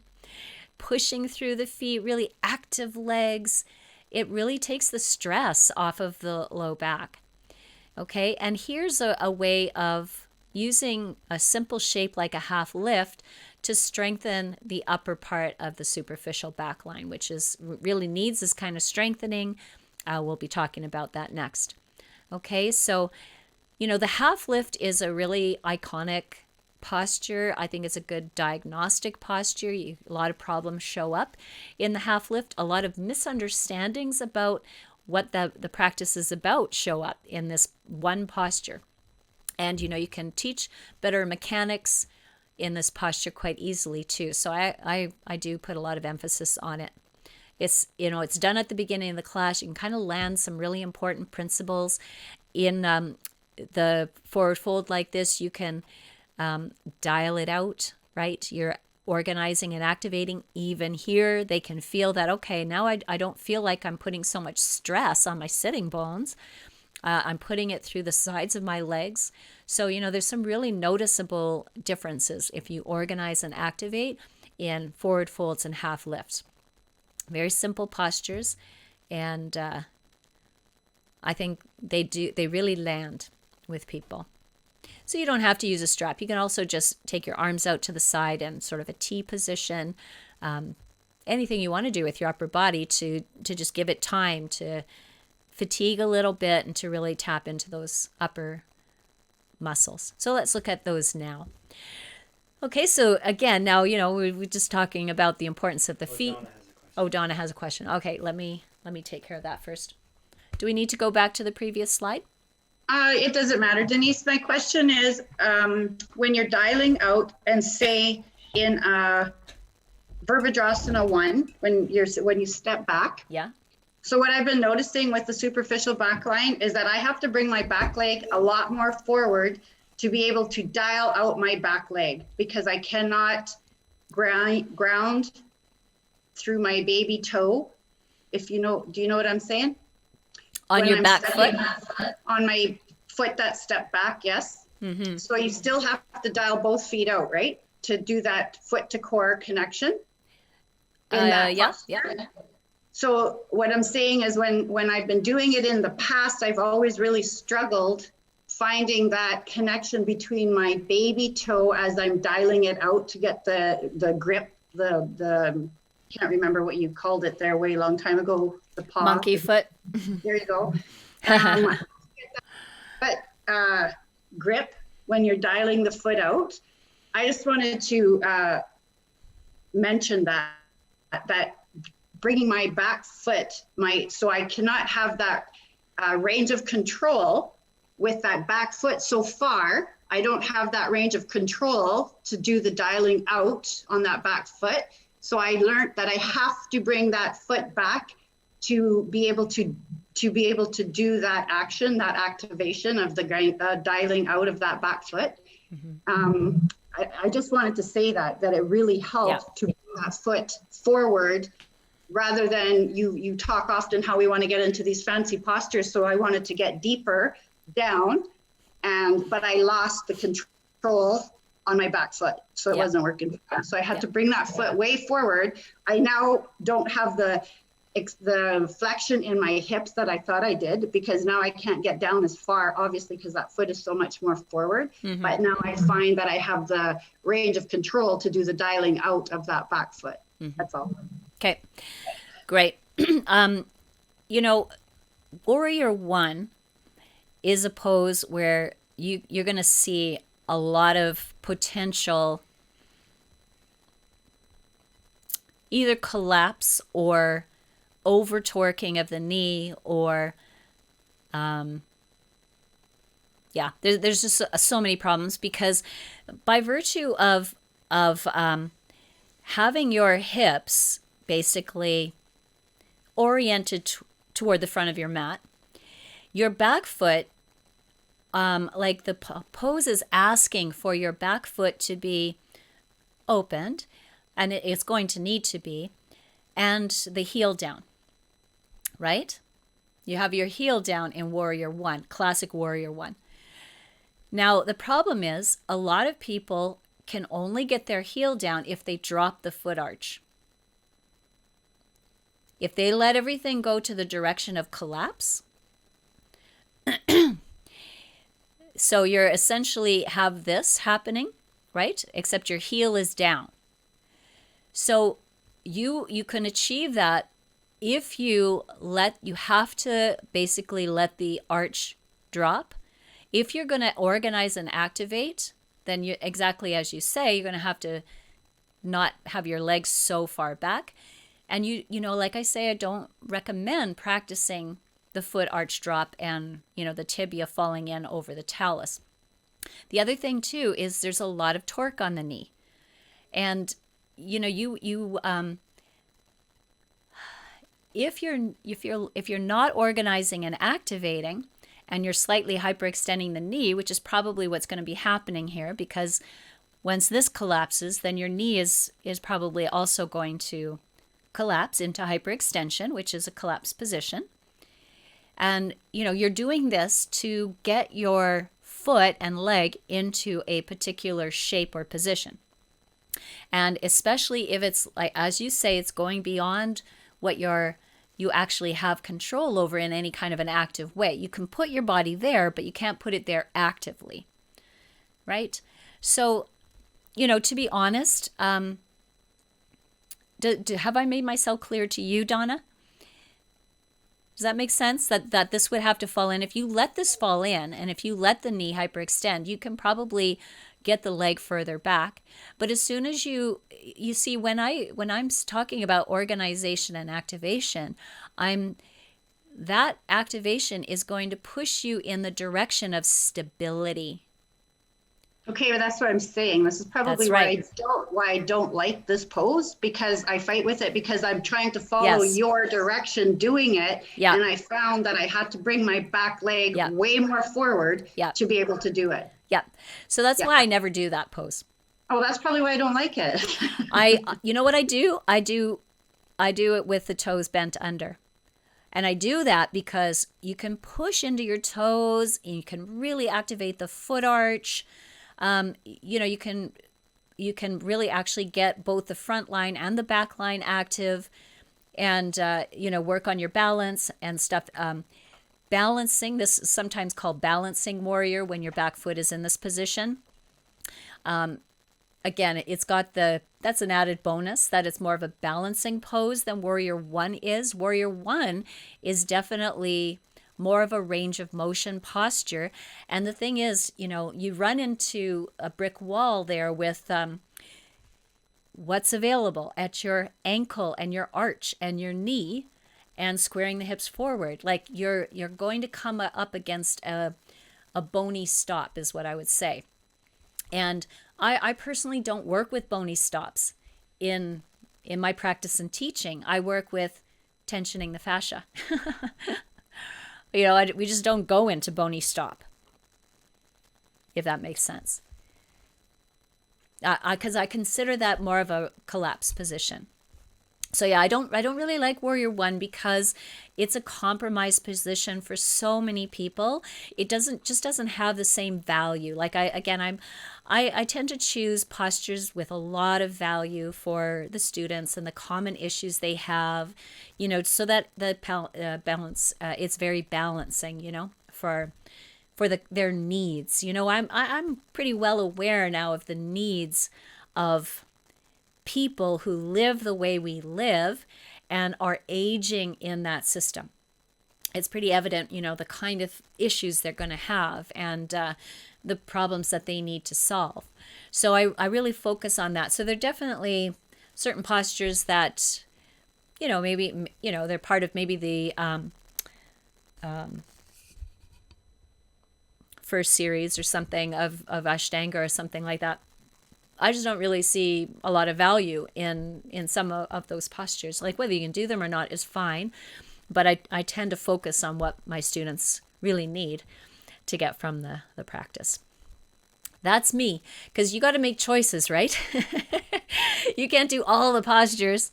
You got to choose. Well, if I'm going to choose, I'm going to choose the ones that, I think are going to be the most valuable for the outcomes that my students want. So that's what I would say about that. So, if you have more questions about the lower half, I totally understand because it's super important. But can I move this off myself? Yeah. Okay. It's 1:35, so let them know if they have to go. Yeah, just it's 1:35. If you guys, have to go at some point, it's totally fine. I do, understand that you may not have unlimited time. Okay, so let's look at the superficial backline, the upper end, okay? So the special features of this line are, we're crossing over some super mobile structures, like bony structures, like the spine is pretty mobile, and the neck on the head, there's a lot of mobility in this area.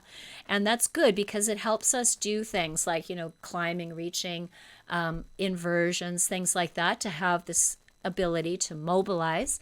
But that also requires good proprioception so that, you make sure that you're keeping your body in the right position. It's really the head, right, that needs to be in the right position here.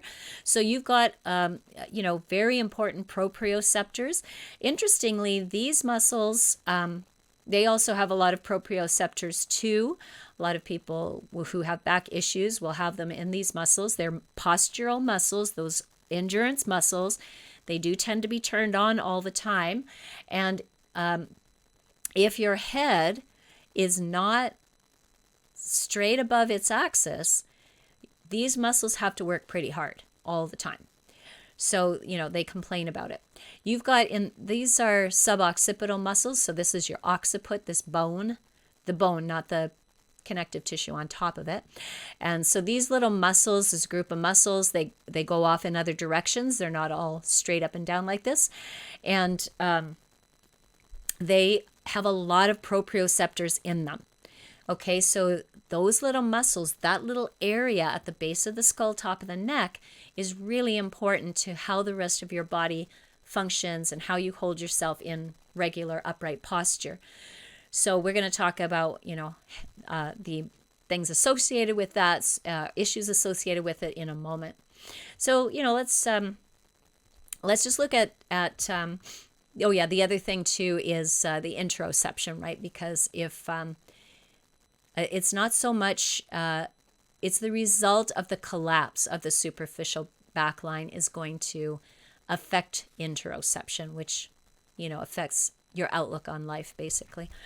So let me sort of go through these structures with you.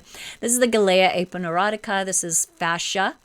And then on the front, the forehead, you're going to have a couple of muscles for facial expression. So those are part of the superficial backline right up to your eyebrows. And then you've got semispinalis capitis, which is at the top of the erector spinae group. You can see the fiber direction of these fibers and muscles, very up and down, right? So definitely for upright posture. And that's the top of the sacrotuberous ligament. So you can see how it connects to the lower aspect of your erector spinae group. It's kind of crossing here at the sacroiliac joint, so SI joint. So implicated in low back pain and stuff. So let's look at some of the issues. So head forward posture, major issue with this line. And it can be corrected from this line too, to a large degree. And then, if you do have head forward posture, it often causes a loss of movement at the neck. So if you just if you're sitting down right now or standing up, if you just go into head forward posture, so what happens? Your chest collapses, your chin moves forward. Spin to the side. I'll spin to the side. There's that a better view. So, if I stay in this position, how much neck rotation do I have? Oh, it feels miserable. It feels kind of pinchy. So I definitely don't want a shoulder check when I'm driving like that.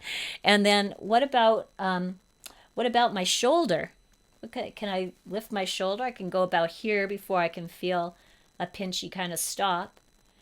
Okay, so other aspects of the body, and say if I was going to reach something, you see I'm really limited in my movement. But if I stand up straight, I hope you're trying this too, get your head over your spine. Now I can rotate. Yeah, now I can rotate my neck. And now I can reach, through my shoulders. I can look up, I can look down. So, everything functions better if you're in better alignment. So head forward posture is a big issue. We'll look at some of the other things, other problems with that. Thoracic collapse. What happens if your thorax collapses? So you're down here like this. Do you think your diaphragm can function? No way, mate, right? It can't really expand and contract and expand and contract. And that's a muscle that's going all the time. So if you're in a collapsed posture for hours during the day or whatever, it is really affecting your breathing. And, again, you have to think about affecting your breathing now, but also affecting your breathing in the future if you maintain that type of posture. So I already mentioned low back pain a few times. Low back pain has many, many sources on the energetic level as well as the physical level. So, it's a complex thing. But again, if you get the lower body functioning better, oftentimes it takes care of the low back pain. And then depression, of course, is associated, right, with this interoception. Upper body position influences your perspective all the way up to depression, anxiety, panic. So, having an erect spine can really improve the psychology of the body. You're in these positions, you're not getting the oxygen you need. It changes your body chemistry. It changes the signaling in the brain. It changes what's going on in the emotional centers. So all of this, impacts your life quite a bit. And then, it can disrupt the sensory motor connection because, if you have, especially head forward posture, you're kind of crunching your suboccipitals, which are really related to your spatial awareness and your overall body proprioception. We often say in yoga that the body follows the gaze. And that is definitely true. You're noticing, in rotated postures or just postures where your back needs to extend, even something like little cobra, where you're looking has a lot to do with whether or not your body will more naturally move into those positions. So we'll look at some postures where that's the case. So sensory motor connection, really important. So this is kind of the features and the issues of the superficial backline. So, here again, we can really see the effect of habit, right? So we saw the effect of footwear, which is basically habitual environment for your feet. And now we'll look at kind of just, postural habits as well as movement habits here. So, you probably know this. A lot of families share postural issues, right? They have the same neck shoulder issues, but oftentimes it's because of their common movement pattern and postural habits. So even more than their genetics, right? So because it's the movement habits. I mean, almost every time it's movement and postural habits. And you'll see like members of the same family. I used to notice this a lot, when my kids were growing up and seeing their friends and knowing their parents and things like that. I would say like, wow, you can see like the kids really have adopted the same posture patterns as the parents. And then, down the road, years and years later, hearing that, now they have the same neck and shoulder issues as their parents, or the same knee issues or foot issues or what have you. So, our movement patterns are sort of adopted at a very early age, and we're not critically evaluating them when we do that. We just take them on, and our movements are so prone to forming habits right away with whatever problem we solved initially. How do I get up off the ground? How do I walk? How do I hold myself in space? How do I sit in a chair? We just observe the others in our life around us and we adopt that. This is at a young age, maybe not so much as an adult, but definitely during development. So, again, we have the superficial backline it's sort of built for endurance and stability. But why does the upper end seem to collapse like it does? Well, to be honest, the lower end can collapse too, right? It's all subject to whatever we're doing in our body. The movement patterns, the postural habits, the things we do all the time change our body. But when it comes to the upper end of the superficial backline, it's really subject to the weight of the head. So if the weight of the head falls forward and stays that way for long periods of time, it's going to affect your posture. It's going to affect your tissues. So, this is sort of the head balanced above its curves, above the curves of the spine. And as soon as it moves a little bit, how many centimeters? That looks like about maybe 3 centimeters forward of that line. Now it weighs 32 pounds. And you can see, like, that makes sense, right? Like, the head is the more forward it moves, the heavier it is on these tissues. And this is where, you're going to start getting, if you're in this position a lot, you're going to get reinforcement of connective tissue. This is why a lot of people say they have a dowager's hump or something like that. It's reinforced connective tissue, and then it stores fat, because connective tissues do like to store fat. So, and it wouldn't do that if it wasn't under stress. It's under stress in this position. It's like heavy, and it's trying to just, support you in that position, because you keep staying in that position. You're not it's just gravity. It's just maybe lack of awareness. It's lack of balance between the back body and the front body. You need some tension up that front body to stay balanced. But, when you don't really sort of observe yourself or aren't self-aware or have that body awareness, and you can drop your head forward, and it really starts to impact the tissue and the bone tissue as well. Because I've seen cadavers where, especially in a real curve like this, that these bony edges right in the front here, they all fuse together. Again, just trying to help hold your body upright. If you're not using this fascial lines, then something else will have to try to do that job. Okay, so that's the problem there. And remember, the body follows the gaze. So if your head fell forward and stayed over its axis, you'd be looking down, right? You'd be looking down like this. But if it falls forward and you want to keep your eyes on the horizon, which is basically what's happening here. You want to keep your eyes on the computer screen or keep your eyes on the road.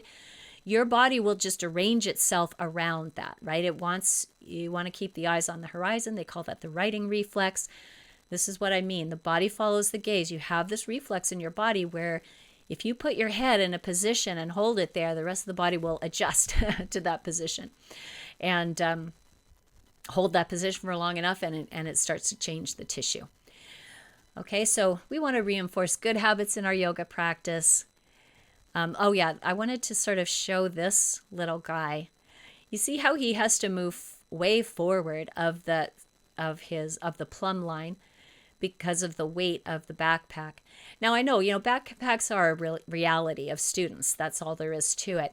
But maybe if he, hooked his thumbs into here and knew to keep his head back, and, I don't know. Hopefully he doesn't have the backpack on for all that long. That would be good too. But you can already see that very strong tendency for pushing the chin forward. And that affects, your jaw joint and so many things. So here I'm just showing a family with the similar posture. But again, just sort of for sometimes images really drive it home. Okay, so let's go on, and we're going to just look at a few more images here because I think pictures are really helpful. So head forward posture is often taken into yoga practice and class, and again, people just feel so normal in that position that they don't really notice. It doesn't bother them really until it does, and they don't a lot of yoga classes don't have mirrors or anything. So we're really trying to learn. We're trying to develop our body awareness. So this is where you may have to, help people a little bit, get the repositioning of the head. If they're really locked into that head forward position, you don't want to, you would have to use a fair bit of force to sort of try to adjust them out of it. So that's why I try to use the gaze as much as possible, because it's just so natural for the body to follow the gaze that everything will just kind of participate. Okay. So when we're trying to follow the gaze, we don't want to stick the chin out. We want to make sure that the chin and the neck is pretty neutral, and then follow the gaze. I've got some other images to show that too. I've even heard of people having surgery for things that really are just about learning to reposition the body in better posture. I mean, you can use the gaze to reposition, rebalance the head, and you don't need to take extreme measures. Okay, so let your students know, this is now for the lower body, that bending at the knee is okay and even encouraged. I really encourage my students to do that. Then they have permission, to try it and see how it feels in their body. And I always tell them that what's really important is not straight knees. What's really important is hip flexion. Hip flexion is really important. So you can get up and down off the ground, so you can use a regular toilet, so you can sit and stand and climb chairs and sort of be ambulatory. Okay, so, you can see that, obviously, this is not an ideal way to practice a posture. Like, what is the benefit of practicing a posture where, the pelvis is is falling back, the upper spine is collapsed? Like, even if you could reach hands together there, what would be the benefit of practicing this collapsed position? Better to strengthen your spine in an erect position and get your pelvis in a neutral position so you really can, activate through your legs. So again, I'm looking at what's the value of doing a posture a certain way? What's the value of reinforcing kind of a postural habit that's already causing problems in your body? Something like this, I always like to point out how, this posterior tilt of the pelvis is an avoidance of hip flexion. And if you want to let your hips flex, you can't really see all that well in this picture, but my knees are flexed a little bit here. And, you could even roll up a mat or a towel or something and put it under the knees, which would be great too. But make sure you're giving your students permission. I usually dig my heels in too, and then I energize, like I'm pulling my legs into my pelvis. That naturally helps improve hip flexion. So, you'll hear that a lot in the experiential exercises. And remember, for these lines that we're doing, this is really addressed in those 30 days to activate your asana. Lots and lots of examples and little drills you can do and postures you can try that really highlight the fascial lines. So you just let me know if you have any questions. Okay. Okay. So this, I believe, yeah, this is from the 30 days to activate your asana. And we're working with the superficial backline. So remember, the needs of the superficial backline are stability, endurance, and we're strengthening this whole back line. We don't want the chin sticking way forward here. And we want to imagine that line coming right from the eyebrows, over the head, and down the whole back body, soles of the feet. And what I'm working on here is concentric contraction of the upper aspect of the superficial back line, right? Because this is where this line needs to go, because it's so prone to falling forward.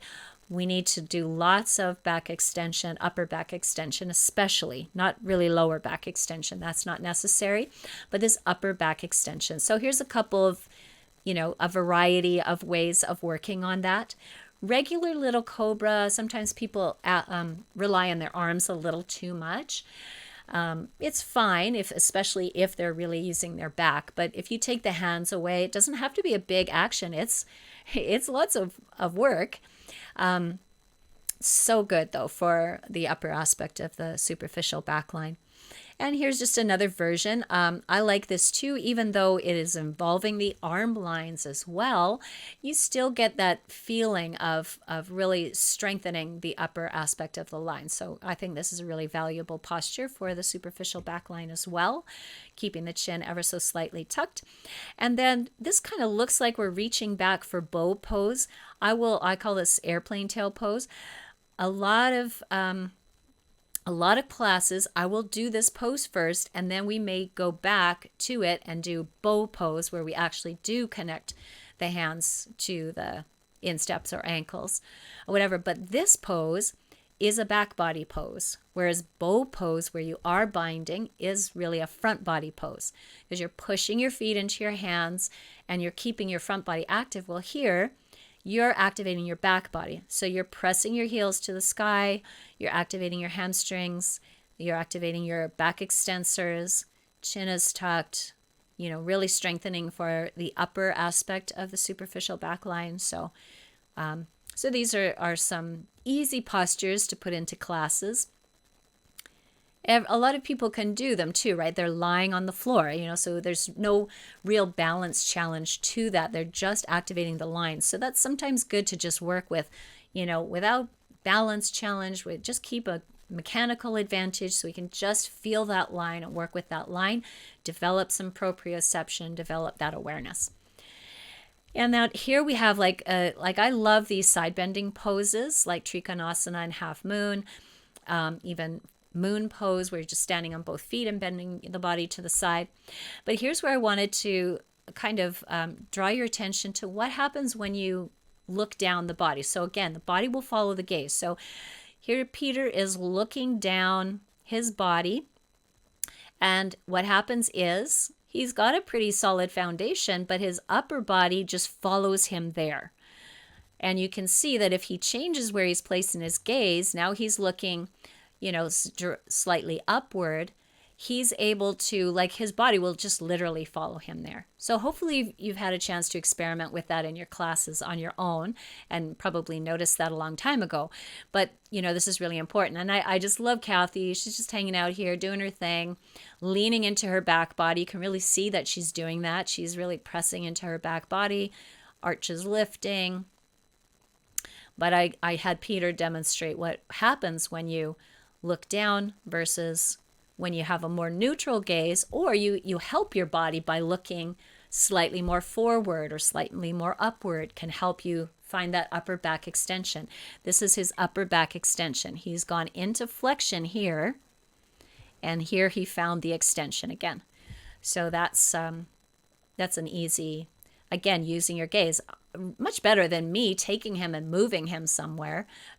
Most of us wouldn't do that anyway, but it used to be how it was done. But now, you just if you're aware that you can use the gaze for that. Okay, so here's Half Moon pose. So it's fun to find different ways. You could do this against the wall. I'm recommended a block here because people have varying degrees of hip flexion there and ability to balance too. It's a fairly good balance challenge. But I thought, what we would do is initially we were putting the hand behind the head and pressing the head into the hand. So that's one way of getting more activation in the upper end of the superficial back line. This leg is pressing back. This hip is pressing back. So that's how you tap into the superficial back line, is press back. Just really simply like that. And you always start I always start even everybody in the class with a few blocks. If they want to go down onto the mat at that point when they feel like they understand what we're trying to do, then they're welcome to do that. But it's kind of good to give people a mechanical advantage so they can understand the pose and feel it from the inside and work with the activations. And then if they want to, try a slightly deeper position or something like that, then they're welcome to do that. Okay, so always start from a sustainable, mechanical, advantageous position and then move to something that's got a bit more challenge if you want. Okay, and then working in person, if you're working in person with students, then a really good way of assisting is giving them something to press into. So if you want to find the superficial back line of the body, again, I was saying you could press into a wall if you're up against the wall, or you could just put hands in, a position that's not going to cause any issues, and then just have them press, and that way the student is finding in their own body the thing that is going to light up that line for them. Always giving people the chance to find it within their own body rather than just taking them somewhere else. Here's a couple more things that I really use with the superficial back line because, again, we have lots of resistance in the lower aspect of it. And so I always keep the legs turned on. So activation at end range. So if you're in this position, there's a fair bit of tension on the back of the leg here. And so what I do to help is push the foot toward the front of the mat. And that now I have the front and back leg working together to straighten the knee. And the more active this leg is, the more cooperative it is. So if I was trying to rest into this pose, the muscle spindles would go nuts. The muscle spindles would be very sensitive. They'd be trying to stop that going into that position, but they're quite happy when the muscles are turned on. When we're tensioning the fascial line, feeling lots of control and stability, then everybody's happier. This is a similar action. Again, I wouldn't take a super wide stance with that because I want to drop the heel down and express the foot arch. I'm actually not locking back here. I'm always very, very conscious of that. But there's still you're really using the foot, pushing into the foot, keeping the legs super active. That's activation at end range. This is another activation at end range pose. So I'm not just softening into this pose. I'm pushing my foot into my hands and I'm pulling with my hands. So again, that's activation at end range. This is really good for working with highly resistant muscles like the back of the legs. So it respects their function, right? It respects their need to be strong, stable structures. So I'm working with that, with the nervous system. They're very proprioceptively active. I'm working with those proprioceptors, and that just reduces the resistance overall, resistance from the tissue and from the nervous system. So push the foot into the hand, pull with the hands, and you've got a nice stable posture from that, and you're keeping the muscles and the tissues happy. I would also recommend any single standing balances. It's so important to work on the feet. So if you don't want to work with yoga tune-up balls in class, at least do the toe bending and some toe standing and some gripping with the toes, short foot activation or something, because that will really enhance your ability to hold a balancing posture. Okay, so let's just finish up with just sort of a recap of the goals of working with the superficial backline. Okay, so we're going to tap into that stability. First of all, we organize and activate. Even though organization and activation mainly tensions the lateral and spiral lines, it's going to give you better access to the superficial back line as well. And I do invite you to experiment with that. You'll see what I mean. Goals here are working with the ankle and hip range of motion, because those are the two ranges of motion you might lose. Do it with downward facing dog with pedaling, single leg standing balances, full squats, toe standing, those kind of practices, and work eccentrically in the lower aspect. So I couldn't find a picture of single leg touchdowns, but that would be where you're standing on one leg and you're just touching down maybe to some blocks and standing up. I do it in the experiential exercise, so you can check it out there. And but this is also eccentric work. It's just not dynamic. Right? These are held postures. So you can work dynamically with eccentrics too in the single leg touchdowns. Concentrically is when you're lifting against gravity and that sort of thing. So half lift, little cobra, bird pose, all of those will help strengthen the upper aspect of the superficial back line. And then give cues to strengthen and reorient the head over the body. So remember to use the gaze. I always talk about rising through the crown of the head, whenever you can. I mean, really looking at your students, noticing if their head's falling forward. It's such a common thing. They probably do it in many aspects of their life. So just keep, helping them develop that awareness of where's my head and can I use my gaze to have better alignment through my spine.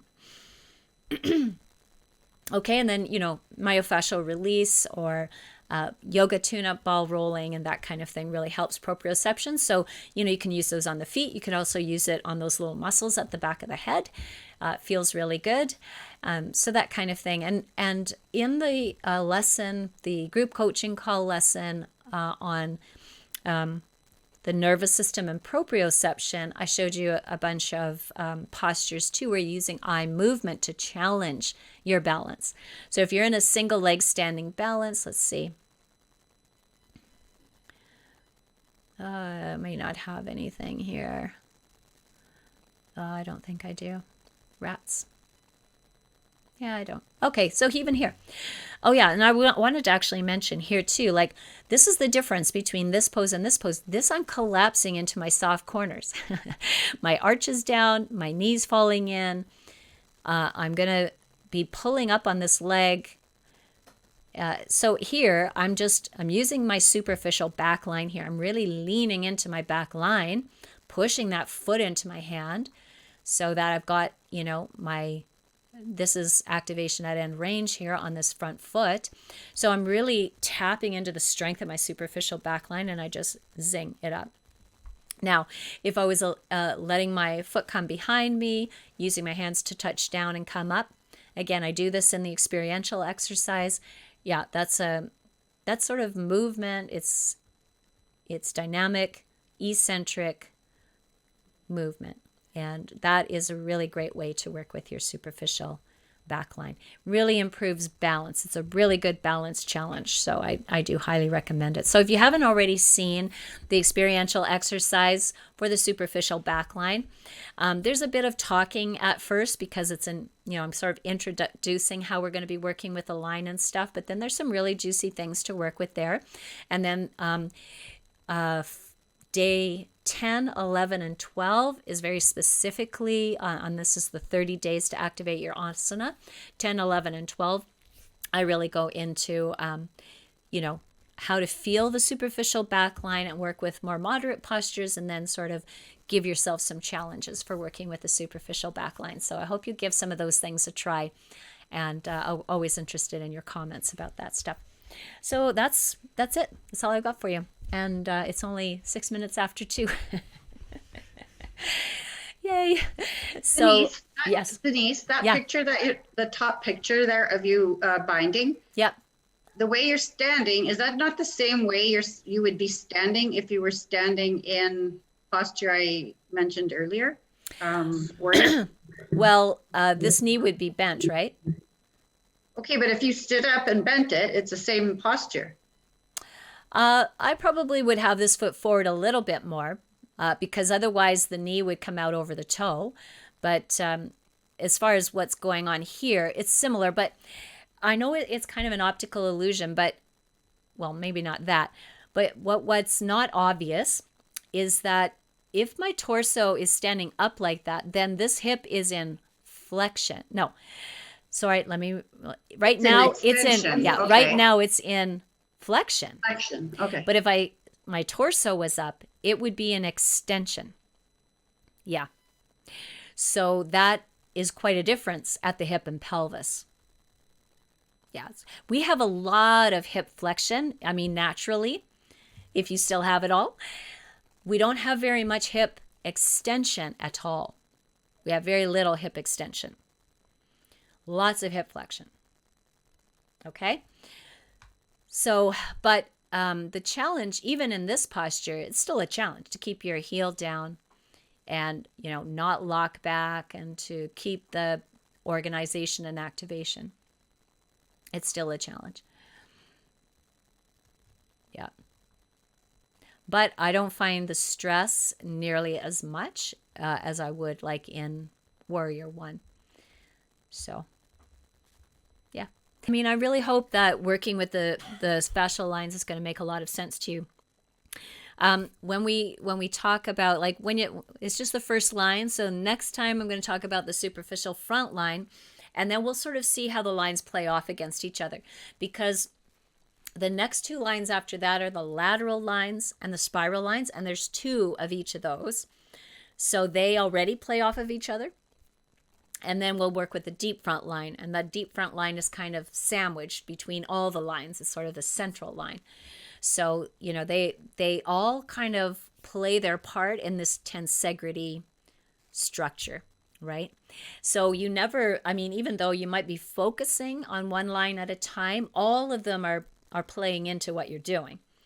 But once you got to learn one at a time. That's just all there is to it. And then once they're all working together, then you're really going to be operating in a different way in your body. You're going to be looking for the stability that those lines give you. And you'll see that, it's just organizing and activating over and over again. Hand to core, foot to core, body is one piece. It's so simple, but it's good to know, like, why that's working, why is that important? And, like, especially because, like I said, a lot of yoga teachers are trying to help correct postural issues and stuff that their students have, and help them so they don't go too far down the hole with some of these things. So knowing the issues with the superficial backline, like the head forward posture and stuff, you can see that, okay, I can help people improve that. It will make a difference. Even if you just make a small difference, it'll feel a lot different in their body. And it gives them access to better function. So that's, it feels good to be able to do that for your students. Okay. Do you have a question, Jane? Yeah, Okay. I was